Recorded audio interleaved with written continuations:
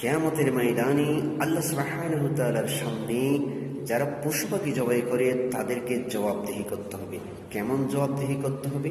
একথা যখন সাহাবায়ে কেরাম শুনলেন তখন সাহাবায়ে কেরাম আশ্চর্য হয়ে গেলেন।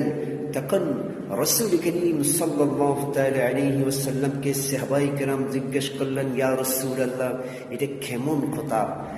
যারা পশু পাখি জবাই করবে কিয়ামতের ময়দানে আল্লাহ সুবহানাহু ওয়া তাআলার সামনে জবাবদিহি করতে হবে।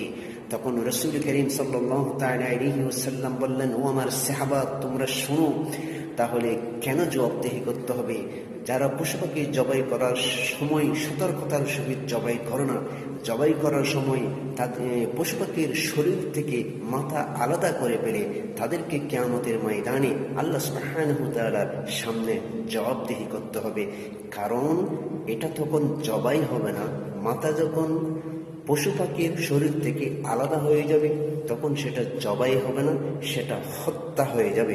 সেজন্য আল্লাহ সুবহানাহু ওয়া তাআলা বলেছেন, কিয়ামতের ময়দানে যারা পশু পাখি জবাই করবে তাদেরকে আল্লাহ সুবহানাহু ওয়া তাআলার সামনে জবাবদিহি করতে হবে।